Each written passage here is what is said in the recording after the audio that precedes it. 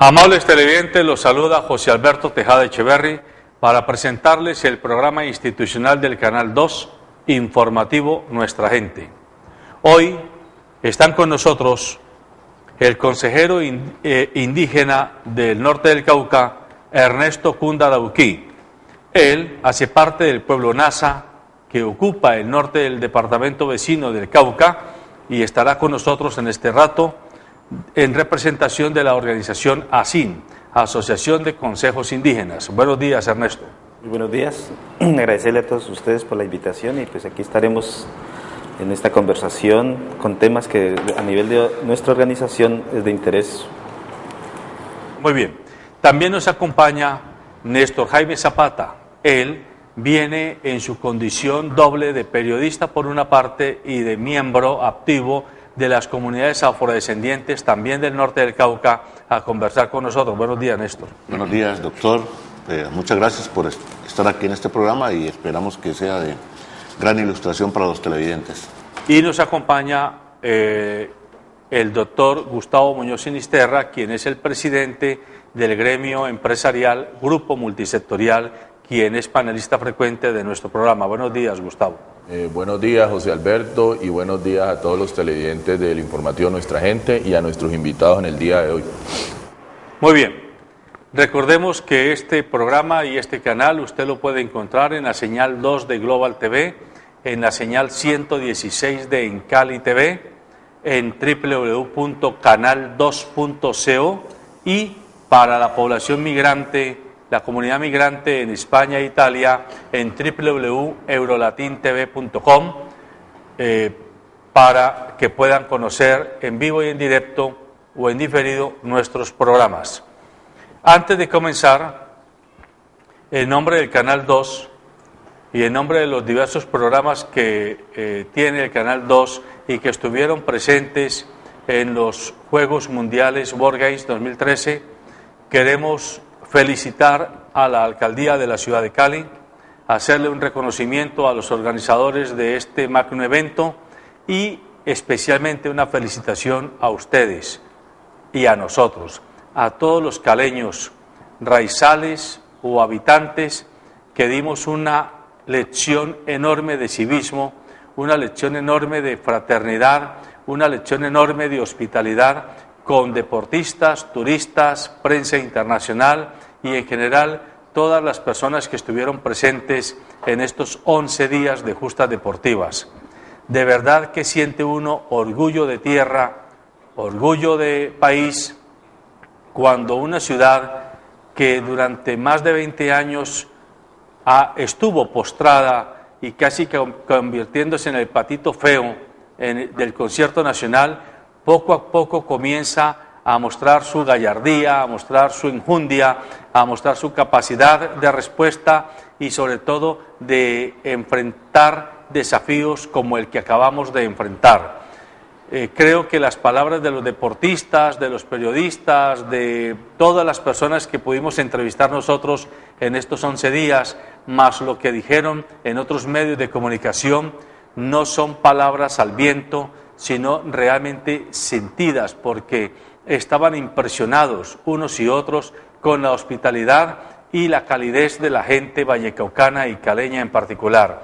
Buena hora para Cali, buena hora para el Valle del Cauca, buena hora para Colombia, y repetimos, así como somos críticos y cuestionamos decisiones y actuaciones del gobierno local, departamental y nacional que hay que denunciar, también es la hora de reconocer que Colombia como país, el Valle como departamento y Cali como ciudad, nos jugamos un número 10 sobre 10 en estas justas World Games 2013. Muy bien, pero pasando del certamen deportivo, hablemos ahora de nuestras problemáticas cotidianas.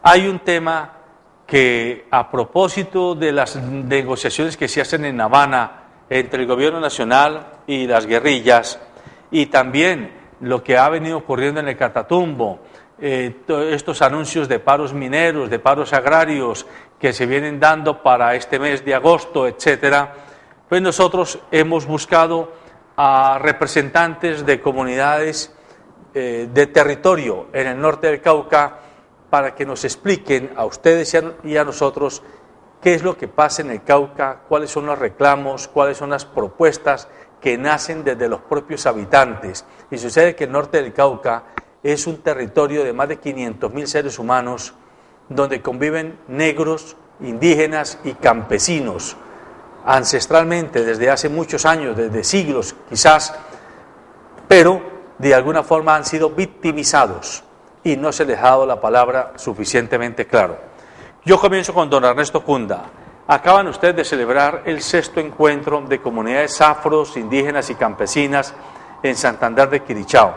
Si pudiera usted decirlo de manera resumida, don Ernesto, ¿cuál es como la conclusión final de este tipo de encuentro? Pues primero agradecerles, como ya he manifestado inicialmente, a ver cuál es el reto que tenemos nosotros como organizaciones. Una primera es mantenernos, ¿sí? Una primera es mantenernos como organización, como pueblos, pero en ese mismo escenario mantener esa relación con los demás pueblos que estamos, no solamente el pueblo Nasa como somos, o el que yo represento soy, sino los demás pueblos. Por ejemplo, en el norte del Cauca en este momento está el pueblo Nasa mayoritariamente ubicado, ¿sí? Pero en el Cauca hay otros pueblos indígenas que están los coconucos, los emberas, los yanaconas, los totoroes, los guambianos, los misac. Pero también están los pueblos, están las organizaciones que representan comunidades campesinas y la comunidad afro. En este caso, pues, en el caso del norte del Cauca convivimos con ellos. Hace mucho tiempo nuestra relación ha sido una relación de convivencia que por múltiples situaciones e intereses que uno podría decir que no son ni nuestras sino más externas, han incidido para que nuestros procesos traten de llegar a un conflicto. Es lo que nosotros en estas actividades, como fue el último 6º encuentro que logramos realizar junto con comunidad afro y campesina, pues llegar a discutir temas que nos puede llevar a una armonía, nos puede llevar a un acercamiento de diálogo, a un acercamiento donde nos permita solucionar problemas en la conversación, en el diálogo, y no llegar a un conflicto donde nos lleve a crear escenarios de no muy buena imagen para nosotros como nortecaucanos especialmente, y lo otro pues especialmente como pueblos, porque siempre hemos hemos convivido con ellos, y no podemos llegar hoy a impulsar temas que nos difieran entre nosotros, y en ese escenario hicimos el encuentro interétnico. Yo creo que aquí es como se planteó el objetivo, era construir unas políticas hechas por nosotros, ¿sí? Y esas políticas hechas por nosotros sí nos permite un poco visibilizar cómo estamos, pero otro también visibilizar propuestas conjuntas que nos permitan un desarrollo que sea más humano, ¿sí?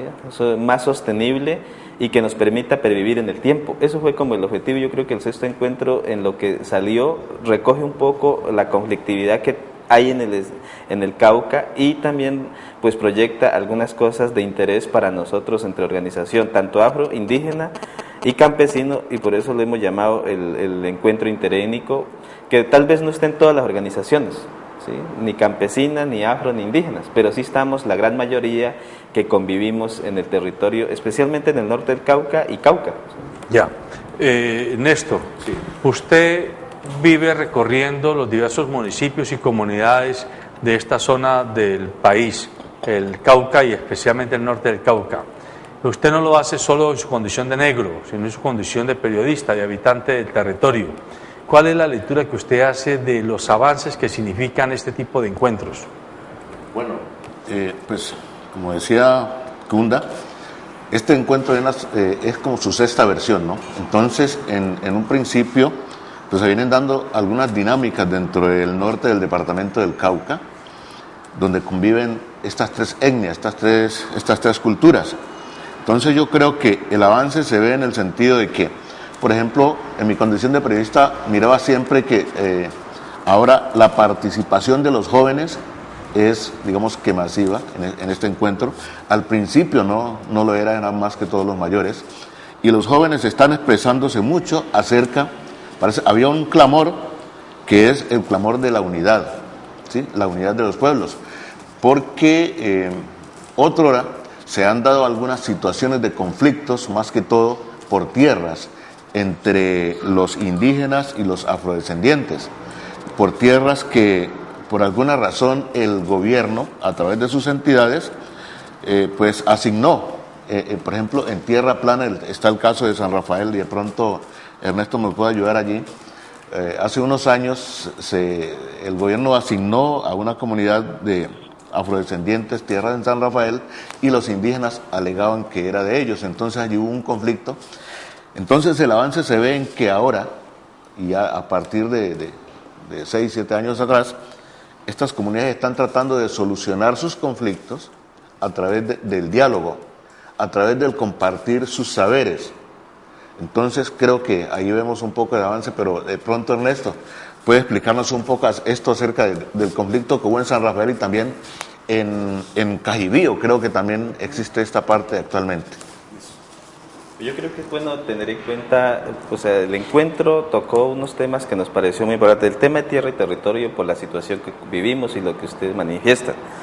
Tocó un poco el tema de gobernabilidad propia.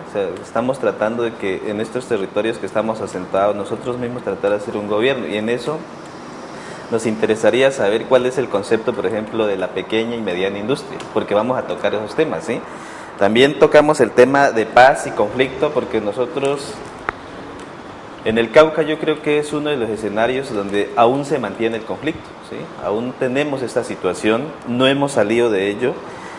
Y el tema de la salud y la educación, porque nos parece importante, si hay salud y hay educación, mínimamente las comunidades pueden vivir, ¿sí? Pueden tener mínimas condiciones. Y tocamos también el tema del empleo, que también toca un poco con el escenario industrial, el escenario con convivimos. Y el otro que tocamos fue el tema de naturaleza, y tiene que ver con la parte ambiental, toda la parte pues ya de uso y conservación de suelos, bueno, todo ese tema que relaciona un poco de acuerdo al territorio como vimos. Yo creo que el Cauca, en los años que hemos estado como organización, hemos tratado de hacer una resistencia, pero también de construir, ¿sí? Y le hemos inclusive planteado al gobierno nacional que los indígenas no solamente se vea como algo ahí que están y que pedimos, sino que hemos planteado propuestas de solución y salidas alternativas para el desarrollo nosotros como pueblo, pero el gobierno esto no, yo creo que lo ha escuchado, pero no lo ha aplicado, ¿sí? Eso es lo que consideraba, porque en las reuniones que hemos tenido, en las mesas con el gobierno, hemos planteado muchas cosas, pero el gobierno, la respuesta siempre ha sido pues que va a estudiar, que espere un momento, pero de ahí no salimos, ¿sí? Eso es un tema que había que revisar con cuidado. Entonces, el hecho de que el Cauca sea tan estratégico, pues para la guerra y todo, porque así lo consideramos, hoy tenemos ubicados a muchos, o han pasado muchos actores armados. Yo creo que el departamento del Cauca, por su ubicación geográfica, hoy hace presencia las FARC, ¿sí? Hoy hace presencia en algunos puntos el ELN, ha hecho presencia el paramilitarismo, aún está, ¿sí?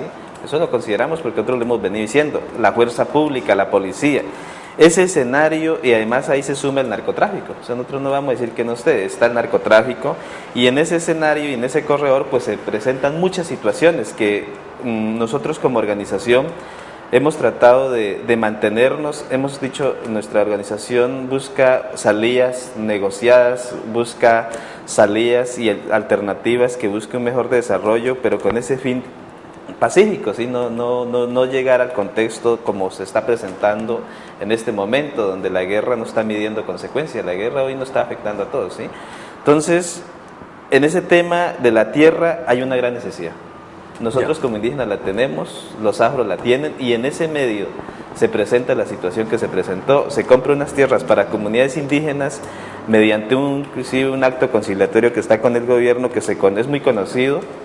Es el caso de la masacre del Nilo, que ocurrió en 1991, el 16 de diciembre, o sea, hace rato, y el gobierno ahí tiene una responsabilidad por la acción, porque se logró demostrar en la Comisión Interamericana que hubo responsabilidad del gobierno, y en esa responsabilidad el gobierno tiene la obligación, según la comisión, en esa conciliación, de entregar 15.663 hectáreas de tierra, y en ese marco entrega una finca que hoy se conoce como la finca San Rafael. Ajá.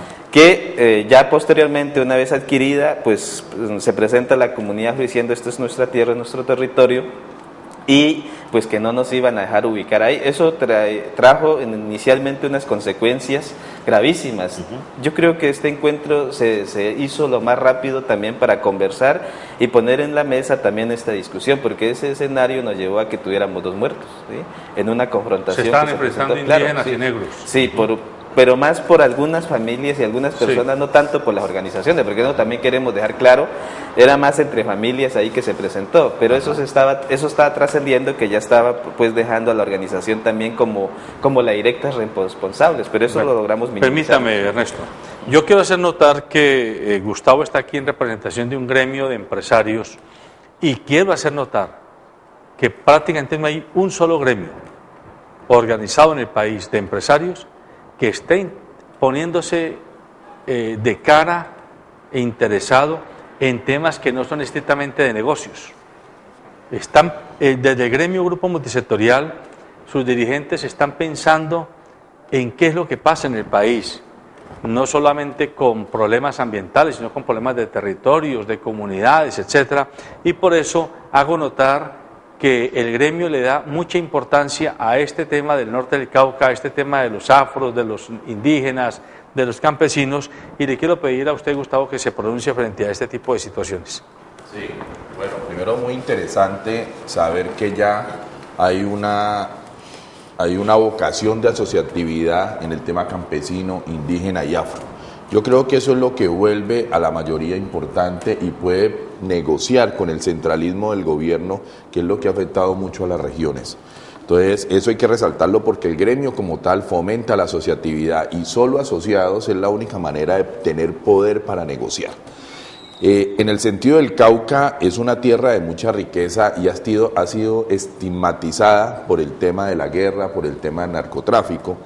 Y esa riqueza no ha sido explotada sino por unos pocos que les conviene que ese estigma exista, porque así llegan poco los inversionistas o los empresarios que quieren llegar allá a hacer región, llegan poco por el temor de que sus inversiones se van afectadas, porque van a ser víctimas, digamos, de ese chantaje de guerra, de narcotráfico.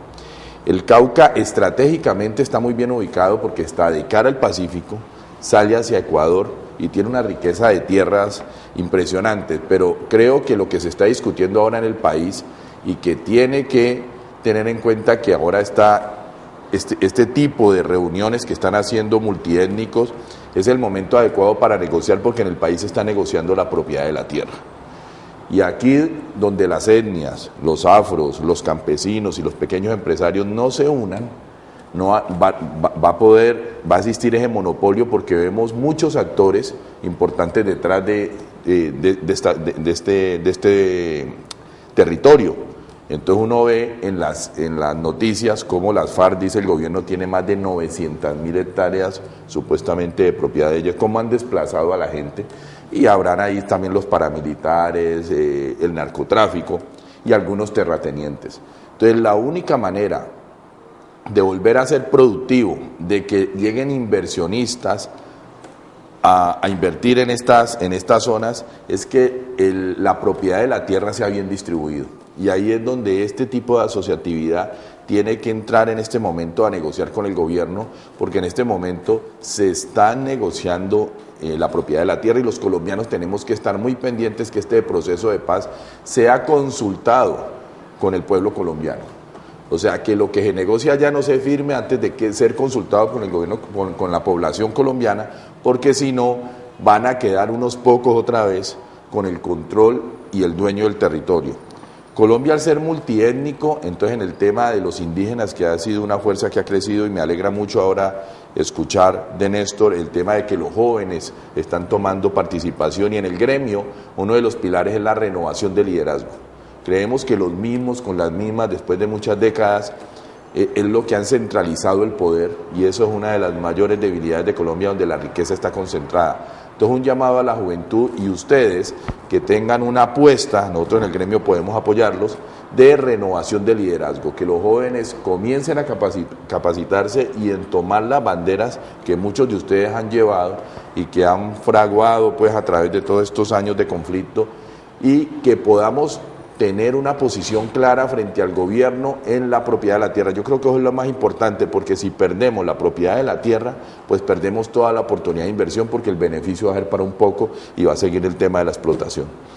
Es muy importante hacer notar a nuestros televidentes que lamentablemente en el imaginario colectivo pensamos que hay que darle más importancia al mestizo y al blanco, al llamado blanco, que al negro y al indígena, porque así se nos inculcó desde la cuna, que los negros y los indígenas están como allá, al margen, pero que realmente con quien se habla y con quien se interlocuta es con el que tiene el poder, que lamentablemente en la mayor cantidad de ocasiones es gente blanca o mestiza del interior del país.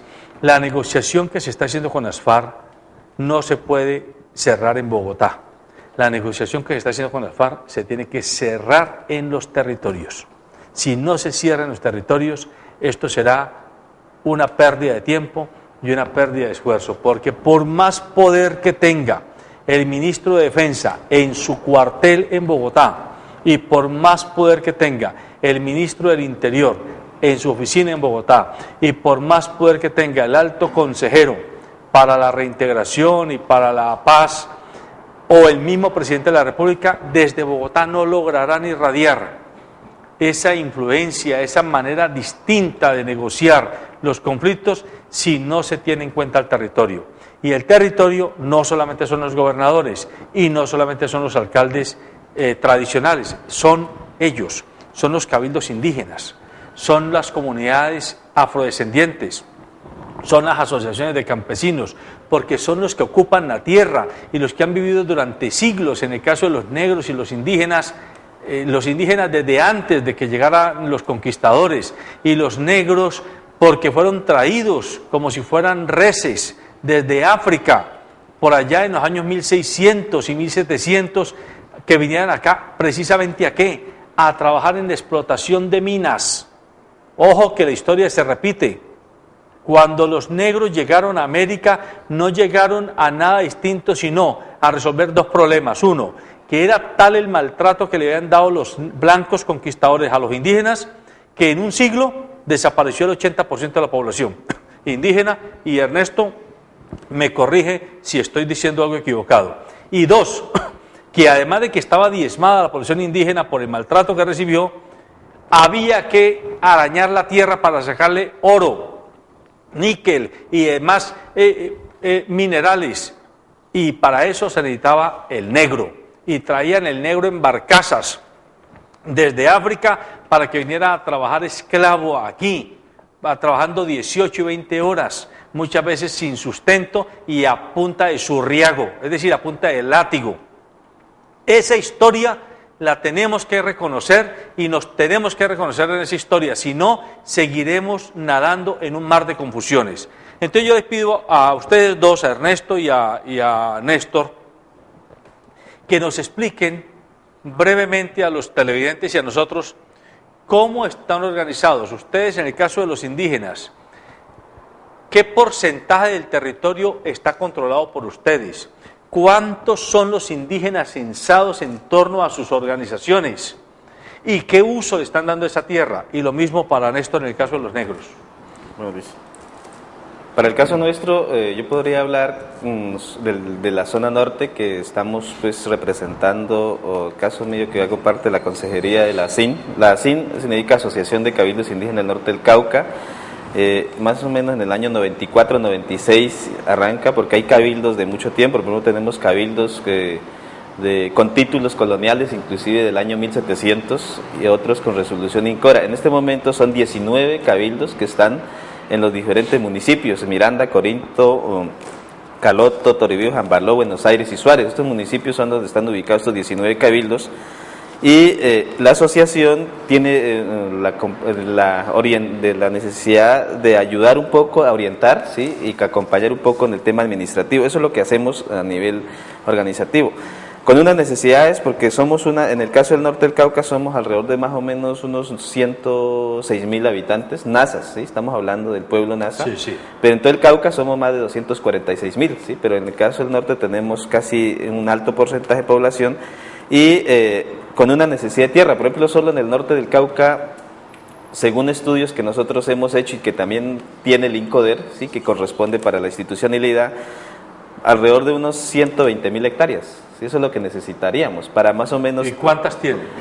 Hasta el momento tenemos unas 157.000 hectáreas, más o menos uno podría decir eso es lo que tenemos, ¿sí? Eso, lo otro lo hace falta, pero este hectareaje que tenemos está... 157.000 y faltan 120.000. Sí, más o menos eso podríamos decir, según estudios ¿Solo que en el podemos norte del demostrar. Cauca? Sí, solo en el caso del norte del Cauca. Si hablamos todo el Cauca sería más. ¿Por qué? Muchos dirán, pero si tienen tierra, ¿por qué piden más?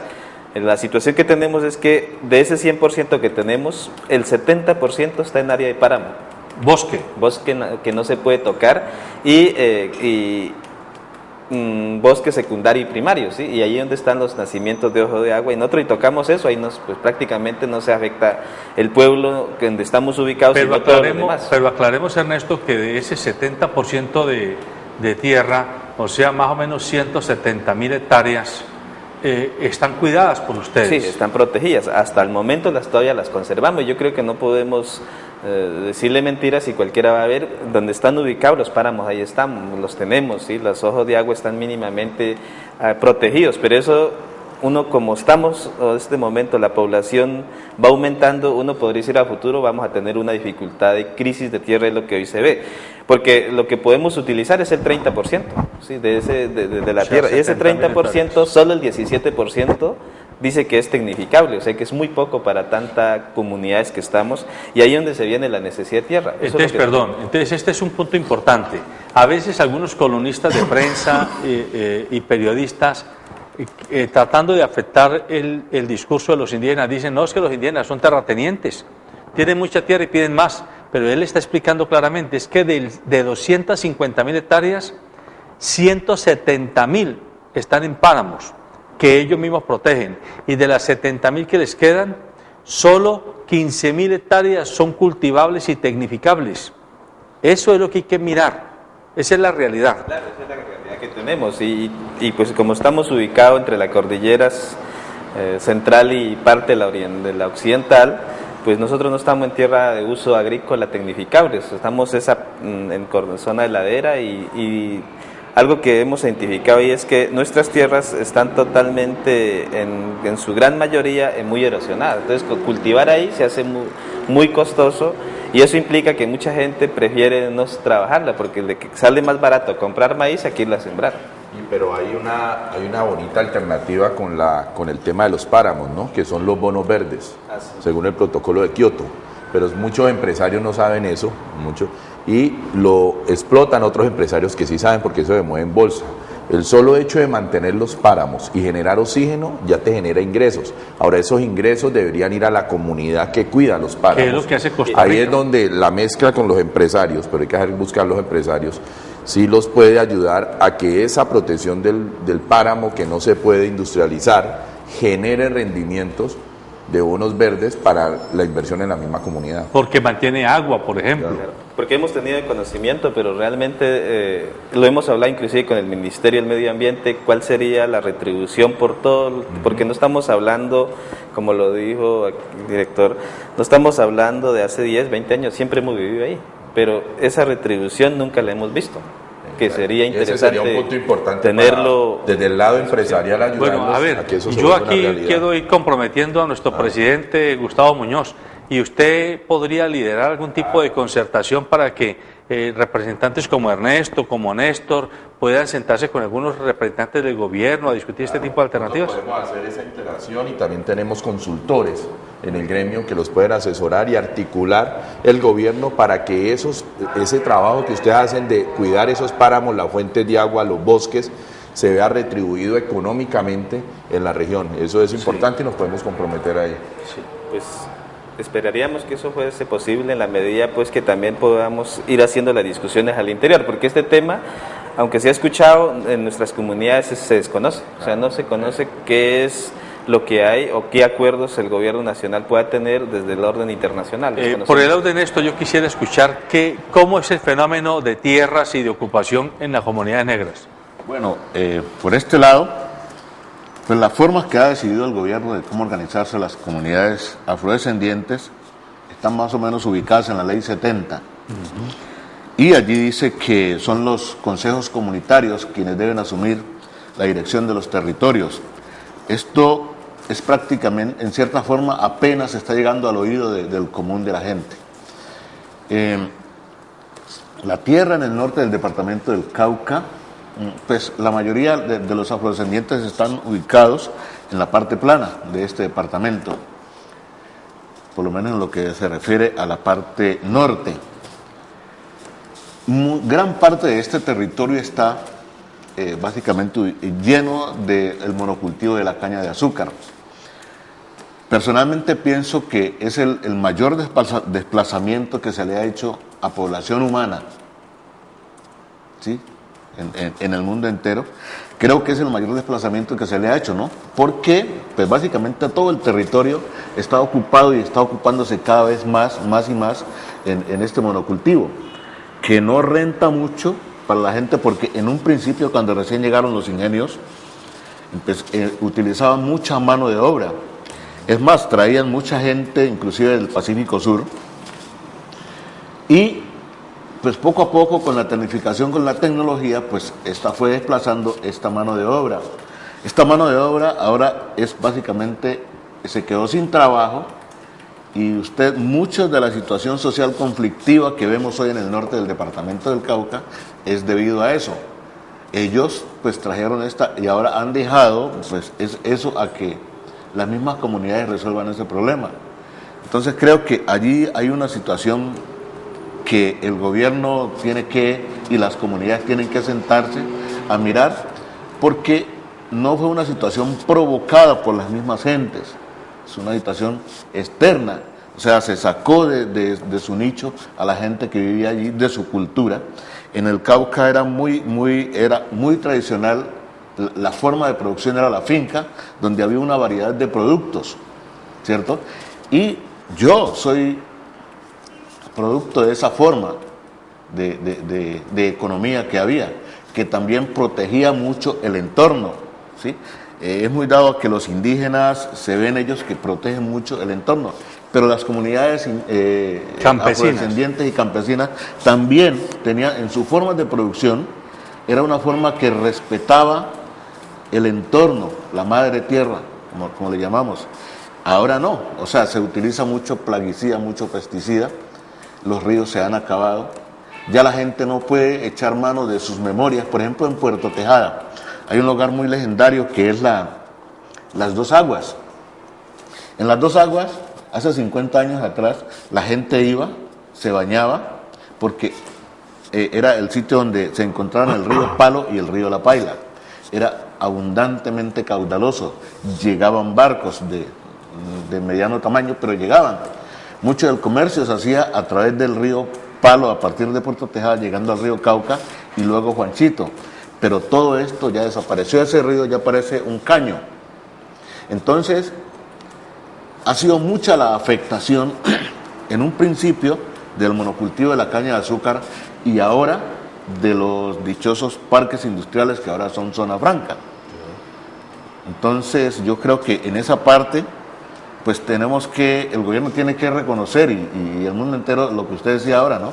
El negro llegó aquí a estas tierras americanas y no se le ha reconocido esa fuerza de trabajo que ha puesto para que mucha de la riqueza que hay hoy sea pues disfrutada por... Uno diría que el monocultivo de caña, que inicialmente generó mano de obra intensiva, con la tecnificación fue desplazando la mano de obra. Y otro tema son los recursos, o sea, no podría decir que los recursos hídricos se han acabado por este tema, ¿sí? Claro, por la contaminación de la fuente de agua. La contaminación. Entonces, es un tema ahí Además de que no solamente contamina el agua, sino que es altamente acidificante del suelo, sí, el cultivo de la caña. O sea, lo esteriliza. Mucho. Decíamos el otro día en una entrevista que hacía alguien que, por ejemplo, Puerto Tejada, en sus condiciones que está, que no tiene agua potable, tomaría mucho mejor agua que los habitantes de Cali. ¿Por qué? Porque nosotros allá se toma el agua del río La Paila, que no viene tan contaminada, pero a partir de Puerto Tejada, entonces ahí ya caen los desechos de los parques industriales, que son, usted sabe, son elementos altamente contaminantes y que finalmente los recoge el Cauca y Cali toma su agua de allí. Claro. Entonces, es una cosa que debemos, en general, que no afecta solamente a esa parte, a esa población, sino que afecta a todos. Es cuestión de pronunciarnos todos y mirar que nos está afectando a todos y mirar cómo cambiamos nuestras formas de producción, ¿no? En el gremio en este momento, nosotros hace 2 meses inauguramos una mesa económica preocupadas por la política industrial nacional y cómo afecta a Cali y al Valle del Cauca. Y la idea del gremio es irnos extendiendo por regiones, porque creemos que falta una política industrial clara. Cuando uno le dice al gobierno política industrial, sí la hay, pero parece que el Ministerio de Industria, Comercio y Turismo solo fuera de comercio, por lo de los TLCs y servicios, viendo que hay un tema agroindustrial de producción de la tierra que hay que cuidar, y ahí vemos la falta de una política industrial a que no solo sea el monocultivo de caña, sino que se respete la tierra para otros tipos de cultivos y otro tipo de agroindustria. Muy importante lo del gobernador del Valle, no sé lo del Cauca, habría que mirarlo, y cómo piensan a nivel de región el tema de las vías secundarias y terciarias, porque también cuando hay política para las diferentes regiones de producir en la tierra, no hay cómo sacar los alimentos, que es algo que se está peleando en el contrato plan, y entiendo que con las regalías ahora las gobernaciones quedaron con mayor poder, y ahí es donde los gremios, las asociaciones tienen que articularse con la gobernación que quedó con mayor poder de ese dinero de las regalías, para que haya una política industrial o agroindustrial de que vuelva a que la tierra no sirva solo para un cultivo ni la fuente, sino para diversificar eso, pero también haya cómo comercializar y sacar esos productos. Eso también es importante. Ahí tenemos un problema porque pues usted sabe que todo desarrollo de un departamento, un país, depende de los planes de desarrollo que cómo se modifiquen o se realicen. Y en eso, por ejemplo, las comunidades indígenas, la incidencia que tenemos para que queden también el pensar nuestro es muy ineficiente. O sea, el plan de desarrollo a veces no recoge lo que las comunidades o las organizaciones queremos, y eso a veces obstaculiza un poco, porque cuando decimos no estamos de acuerdo con por ejemplo, una vía doble calzada o bueno, algo así, o el desarrollo no está, pero a veces no se tiene en cuenta también la propuesta que hacemos, porque es que hay una conceptualidad en el pueblo, o en los pueblos, en las organizaciones. Uno está pensando es cómo vive en armonía con la naturaleza, ¿sí? Cómo convive y cómo sostiene lo que hay. Para la industria, y ahí sería bueno que ustedes tuvieran muy en cuenta, a veces cómo potencializo un producto o dependiendo qué es lo que va a hacer, pero a veces no tiene en cuenta el ecosistema y termina más bien contaminando, destruyendo ese medio que inicialmente está en el entorno, ¿sí? Esas son unas diferencias que tenemos. Y yo creo que ahí es bueno revisar, porque por ejemplo el tema del río Palo, sería interesante algún día por estos mismos medios quienes estuvieron al frente puedan socializar lo que se hizo el estudio, porque las comunidades afros, campesinas, indígenas hicieron un estudio con referente al río Palo, y ahí hay unos estudios y unos elementos que anuncian una situación que tal vez no se tenga en cuenta, pero pronostica que este río, en menos de lo que uno piensa, prácticamente desaparece. ¿Sí? O sea, ese es el estudio que arroja. Porque uno puede pensar el estudio que hace la CRC o el que hace la CBC, por ejemplo, en el caso del Cauca, dice, no, estos son sostenibles y ahí están, pero realmente, ¿qué se está haciendo para que sea sostenible? Prácticamente nada. ¿Sí? Pero por eso es muy importante que las comunidades intervengan en los planes de desarrollo. Y una manera de intervenir es que la asociatividad con el gobernador, con los congresistas del Cauca. Acá en el Valle funciona un tema que llamamos bloque regional parlamentario. Yo voy ahora para el primer lunes de cada mes, donde están los congresistas del Valle, los gremios, la alcaldía, la gobernación, mirando los problemas de la región. Porque los congresistas del Cauca, los senadores y representantes a la Cámara son los que están interactuando con el gobierno nacional y los que le pueden hacer control político al alcalde, a los alcaldes y a los gobernadores. Ustedes tienen que mirar la manera de cómo intervenir asociativamente en el plan de desarrollo y cómo hacer que ese plan de desarrollo se ejecute. Puede ser que una carretera haga un daño ambiental, pero puede ser que la salida de la mercancía sea por el río, por el aeropuerto, por un ferrocarril. Pero la comunidad tiene que intervenir en ese plan de desarrollo, y si no han podido, se tiene que hacer sentir. Es la única manera. O sea, cuando a uno no lo invitan, uno se tiene que hacer invitar y uno tiene que hacer valer su derecho como ciudadano y como comunidad. Sí, yo quisiera pedirles a Ernesto y a Néstor que nos expliquen si ustedes han tenido parte activa en el contrato plan y en la negociación de los recursos que ese contrato plan del norte del Cauca por 600.000 millones de pesos, si ustedes van a tener ahí juego, si les van a dar participación de decidir, hagamos una vía o hagamos una escuela o montemos un centro de salud o montemos una fábrica, no sé. No sé para el caso afro, pero para el caso indígena nosotros hemos escuchado y cuando pues en una socialización nos plantearon qué es lo que busca el contrato plan. Pues en este momento me gustaría que fuera como acá en el Valle, que hay la posibilidad de discutir con los senadores, durante la Cámara. En el Cauca eso no está ese escenario. En este momento hay un acercamiento con la gobernación del Cauca porque pues el gobernador del Cauca ha salido de todo ese trabajo también así como estamos. En lo interétnico muchas organizaciones se juntaron para pues mínimamente llegar a la gobernación y ahí podríamos decir que hay un gobernador que escucha al menos y eso pues es importante para el desarrollo de un departamento, de los municipios que estamos.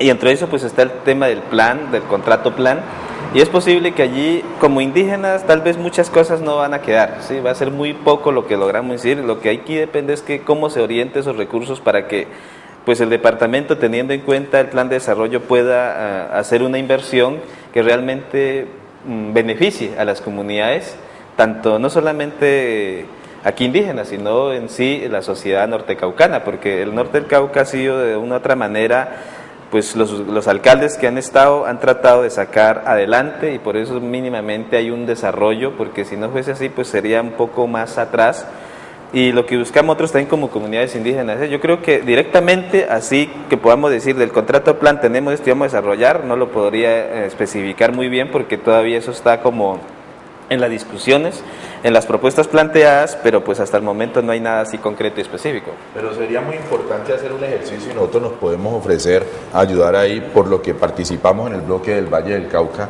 de que, y conocemos algunos actuales, yo conozco personalmente por lo menos a Luis Fernando Velasco, que es un senador que lo escucho, que defiende mucho el Cauca, de la representación afro, la representación indígena, la comunidad de campesinos, con el gobernador, con la universidad, siempre es bueno que esté la academia ahí, la Universidad del Cauca, la Cámara de Comercio, se podría articular lo que llamamos acá el bloque regional parlamentario del Valle, el del Cauca, porque ya se ha pensado en uno pacífico, donde involucraría. Pero en ese escenario ustedes se darían cuenta de cómo se está ejecutando el plan de desarrollo, cómo está ejecutando el contrato plan, quiénes son los que están diseñando eso, quiénes se van a beneficiar, porque no puedo salvar al grupo empresarial, porque hay grupos de empresarios grandes que van con unos propósitos económicos ahí solo para ese proyecto. Pero cuando interviene la comunidad, y lo que ha pasado en el Valle es que uno busca que el bien sea general y no sea particular, y ustedes deberían intervenir directamente si están de acuerdo, cómo van a intervenir ustedes, cómo van a jugar ustedes, porque es el patrimonio de ustedes mismos. En los contratos plan hay una contrapartida de la gobernación con unos dineros que coloca la nación. Entonces, y en línea ahí podemos articular las primeras reuniones para ayudar a articular lo mismo. Y con mucho gusto la experiencia que nosotros tenemos podemos ofrecernos articular con los entes y es la única manera de que se destapen los planes y la comunidad conozca, porque si no todo se hace cerrado y le toca normalmente lo que ha sucedido en Colombia recibir lo que otros deciden con nuestros propios impuestos. En línea con lo que está diciendo Gustavo, yo quisiera pedirles a ustedes que nos expliquen cómo está el panorama frente a la extracción minera, a la explotación minera, porque ese es la gran espada de Damocles que pende sobre ese territorio. Ya explicaba Néstor que la extensión de los ingenios azucareros ha generado, por un lado, desplazamiento de población y por otro lado, contaminación de fuentes de agua y desertificación del suelo. ¿Sí? Pero hay otro problema más grave y es la explotación minera. Y este gobierno ha hecho de la explotación minera su locomotora central de desarrollo. ¿Qué aptitud tienen ustedes, los indígenas y los afros, frente a esta situación? Yo creo que el documento, pero el documento sale claro, ¿no? Es una posición política que lo hemos logrado unificar y es que aquí no vamos a permitir explotación a gran escala y menos hacerlo abierto. Eso se ha dicho y se ha manifestado. Inclusive por eso el documento dice, quienes están con esta posición buscamos sumarnos para oponernos a eso. Ahora, para el gobierno siempre nos ha dicho, ¿por qué ustedes se oponen en el caso indígena? ¿Por qué se oponen si es el único que puede generar recursos para el país? Eso nos lo ha dicho, que eso vamos a ser un obstáculo. Pero nosotros decimos, ¿qué pesa más? Nosotros no comemos oro, nosotros no, claro, en nuestros pueblos... Ni coltán, ni nuestros petróleo, pueblos, ni gas. anteriormente sí utilizaron el oro, hoy nosotros no necesitamos el oro no se come, nosotros lo que necesitamos es conservar, ¿sí?, lo que hay, y si allí hay oro, pues que se mantenga, que se cuide y se proteja, pero no que se busque como sacar sin tener en cuenta los impactos que puede causar. Yo creo que nuestra posición en el caso particular, en el caso del norte del Cauca, los pueblos indígenas han dicho no, a eso hemos llevado también juntarnos con las comunidades campesinas que también han sido reiterativos en decir que no a la gran minería, igual con las comunidades afros. Creemos que el documento sale como en ese enfoque, con esa posición de defensa del territorio, porque al defender el territorio no solamente estamos defendiéndonos nosotros, sino toda la integralidad. Para nosotros es la integralidad del territorio, nosotros como pueblos, y ahí vamos a mantenernos. ¿Sí? Pues acá en la parte de los afros, la problemática está más centrada en el municipio de Buenos Aires, de Guachené, ¿no? Suárez. Y Buenos Aires y Santander de Quilichao. La gente manifiesta que realmente se está haciendo extracción, la minería se está haciendo de una manera muy irresponsable. La gente llegan, hacen la minería y dejan el cascajo. Entonces, ese es un problema grave que de todas maneras está condensado en esta declaración que se hizo ahí en este sexto encuentro, y estamos, creo que en línea con los indígenas y los campesinos en ese sentido. De modo que pues la idea es que pues poco a poco pues vamos llegando a tener una visión única frente a las cosas que hacen bien y las cosas que hacen mal, a las formas de producción que ancestralmente han ahí, José Alberto, como el gobierno y el centralismo, ¿no? Define que una locomotora es la minería, claro, pero ¿cómo afecta eso a las comunidades donde se hace realmente la explotación y cómo se hace, ¿no? Entonces uno tiende a ver que pueden haber muchos intereses privados, de grupos económicos privados que se benefician de la minería, pero ¿dónde está todo el beneficio para la región y el daño ambiental que podemos hacer? Pero no solo eso. A ese tema. Pero no solo eso, sino que lo que uno se admira es que vienen las grandes multinacionales, en este caso mineras, de países como Canadá. Los colombianos que han podido visitar a Canadá o vivir en Canadá saben que es un espejito de urbanidad, de buen vivir, todo organizadito, todo muy bien. Pero es que allá ellos no se dañan a sí mismos sus territorios. Esa urbanidad que tienen y ese civismo que tienen en su territorio lo convierten en saqueo, así, sin rodeo, en saqueo puro y duro en nuestros territorios, porque viene la canadiense a meterse al norte de Cauca o a meterse al norte del país o en el páramo de Santurbán en Santander, y allí sí justifican apropiarse de un páramo, apropiarse de un territorio inmenso, contaminar agua, dejar unos huecos inmensos, y después se van con su oro de nuevo a Canadá a vivir en medio de las mejores normas de urbanidad. Eso no se puede permitir. Escuchemos a un televidente que está en la línea. ¿Quién nos llama? ¿De dónde nos llama? Buenos días, doctor Tejada. Me habla Melquisedec de Diego. Yo quiero ya finalizar. Perdón, don Melquisedec, se escucha muy mal. Si nos puede volver a marcar porque hay interferencia en la línea. Vuélvanos a marcar, por favor. Continuemos. Otra pregunta que yo iba a hacer era el papel de la mujer. Sí. La mujer ha pedido muchos espacios. Las madres cabezas de familia son las que más han sido afectadas por este tema de la guerra, el narcotráfico, y están pidiendo un espacio de participación, un espacio de decisión. ¿Cómo intervienen? ¿Cómo ustedes le están dando espacio desde la comunidad indígena y la comunidad afro a la mujer para participar en estas propuestas de desarrollo de la comunidad? Yo creo que nosotros, para el caso nuestro, las comunidades poco a poco han ido entrando nuestras mujeres, ¿no?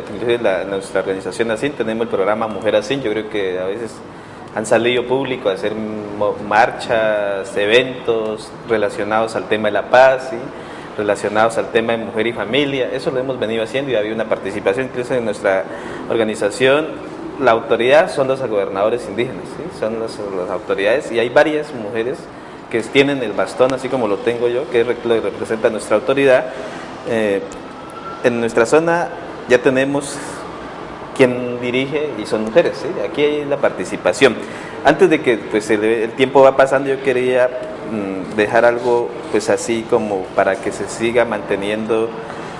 Primero, nosotros como organización estamos diciéndole a las comunidades afro, nosotros no queremos entrar en una situación de conflicto, queremos conversar, hablar, dialogar y seguir trabajando juntos. Igual el mensaje para las comunidades campesinas, le hemos dicho y le hemos manifestado, yo creo que el tema es nosotros conversar, plantear una propuesta para que el gobierno no venga con sus propuestas y luego nos disuelva, ¿sí? Eso es lo que hemos planteado, que el gobierno tenga en cuenta eso. Y hemos dicho, en el tema de lo que se está dando en La Habana con la relación a... Nosotros inclusive mandamos un documento donde decíamos, celebramos que el gobierno después de tantos años haya decidido sentarse con las FARC y hablar el tema de la paz, porque a todo el país le puede convenir, ¿sí? Y especialmente a nosotros. Lo que sí hemos manifestado y lo hemos dicho reiteradamente es que lo que se acuerde allá no sea algo para que nos disuelva y nos afecte, ¿sí? Por ejemplo, se está hablando mucho de zonas de reservas campesinas, para el caso de territorios para los campesinos. Nosotros no tenemos ningún impedimento siempre y cuando no se haga sobre territorios indígenas, ahí no hay ningún problema. Igual hemos dicho con las comunidades afros, no hay ningún problema que se creen los consejos comunitarios siempre y cuando no nos toque eso, y lo mismo para ellos nos han dicho igual. Ese tema interétnico tenía ese objetivo, de conversar entre nosotros, ponernos de acuerdo y decirle al gobierno nacional o quienes están en esos diálogos, mire, aquí hay unas organizaciones que no están dormidas, estamos despiertas, estamos atentas y nosotros mismos queremos que nosotros mismos nos permitan llegar a acuerdos para no entrar en conflicto ni nada de esto, sino vivir en armonía para seguir, uno, defendiendo el territorio que tenemos, otro, defender la vida de la gente y buscar desarrollo sostenible, alternativo, que nos permita a nosotros también ser parte de un país y una sociedad que ayude a construir un mejor mañana para Colombia. Eso es lo que buscamos. Usted, su último mensaje. La mujer es muy importante en cualquier desarrollo. Pues yo tengo la idea de que el mundo es como un pájaro que tiene dos alas. Esas dos alas son la mujer y el hombre. Si hay desigualdad, si se mira a la mujer en inferioridad de condiciones, ese mundo no podrá avanzar, que supuestamente el hombre quiere que avance, pero simplemente si no se trata a la mujer en iguales condiciones, con respeto, entonces no habrá desarrollo, ese pájaro no podrá llegar hasta donde tiene que llegar. Por lo tanto, en el norte del Cauca hay ya entidades como las redes de mujeres. Hay una niña del PCN, el Proceso de Comunidades Negras, Sandra Peña, que por alguna razón no pudo llegar acá. Ella está manejando el tema de niños, jóvenes y mujer, o sea que se está trabajando bastante allí en el norte del Cauca. Y dentro del interétnico hubo mucha participación de jóvenes y más que todo de mujeres, sí, que es muy importante porque pues allí son la mamá de cualquier proceso que queramos seguir en adelante. Muy bien, amables televidentes, el tiempo se nos ha acabado. Quiero resaltar, uno, que Gustavo Muñoz, en nombre del gremio Grupo Multisectorial, se ofrece para de alguna manera colaborar con las comunidades indígenas, con las comunidades afros, con las comunidades campesinas, en esos procesos de integración y visibilidad de sus derechos y también de sus aportes a la paz y a la construcción de ciudadanía política, económica y social en el país. En buena hora que un gremio empresarial haga ese tipo de planteamientos. En segundo lugar, hacer notar que no puede en Cuba ni en Bogotá haber negociación para la gran prensa con un mensaje mediático enorme a costa de la división y a costa de alterar los derechos ancestrales de comunidades en sus territorios. Ha sido muy claro Ernesto cuando dice, si las zonas de reserva campesina se van a garantizar, que no sea a costa de nuestros territorios indígenas ancestrales o a costa de los territorios afroamericanos ancestrales y viceversa, que los territorios negros no se garanticen a costa de los territorios indígenas o territorios campesinos. Es decir, que no sea simplemente para tomarse la foto y para salir a gran noticia que vamos a garantizar. Se trata de que respetemos los derechos ancestrales, es decir, históricos, que tienen comunidades, aborígenes como los indígenas que estaban antes de que llegaran los conquistadores, y negros que llegaron desde los años 1600 a poblar nuestras tierras y que llevan 500 años ocupándolas también en medio de sangre, sudor y lágrimas, porque es verdad que esa ha sido la historia de los negros en nuestros territorios. Y los campesinos lo único que están pidiendo es que se les respete el derecho a tener esa economía campesina que hace 100 años generaba su sustento y hasta hace 50 años. Campesinos que en una finca autosuficiente podían comer, mantener su familia y respetar el medio ambiente. Pero hoy la industrialización arrasadora se ha llevado por delante esa economía campesina. Y no se trata de que estemos diciendo de que nos devolvamos al pasado bucólico, es decir, un pasado romántico, y que nos olvidemos de la industria. No, se trata de que hay que hacer industria, pero amigable, sostenible y sustentable con el bien más preciado que tenemos todos los humanos. Es este planeta Tierra, esta nave espacial cósmica, porque quiérase que sí o quiérase que no, ningún Bill Gates. Ya vimos que Steve Jobs, el fundador y creador del Apple, ya se murió. Todavía no ha habido ningún multimillonario, ningún hombre o mujer que por poderoso que sea sobre la faz de la tierra pueda decir: yo decido por mí y ante mí que voy a vivir 2000 años. Vivimos más o menos 80, 70, 80, 90 años. No se justifica que viviendo tan poquito tiempo en la historia de la humanidad y de la tierra, la arrasemos y nos vengamos aquí a dejar esto peor que como lo encontramos. El deber es apoyar propuestas como las que hacen los indígenas y los negros. Y nuestro deber, usted y mío, es reconocer en los indígenas y reconocer en los negros, no a nuestros hermanos menores, sino a nuestros hermanos mayores, porque ellos sí que tienen sabiduría acumulada. Lo que pasa es que la occidentalización de la historia los ha invisibilizado. Cuando decidamos escucharlos más, comprenderlos más y aprender más de ellos, sí que va a cambiar nuestra manera de concebir nuestro papel en el mundo y nuestro papel en la sociedad. Buenos días.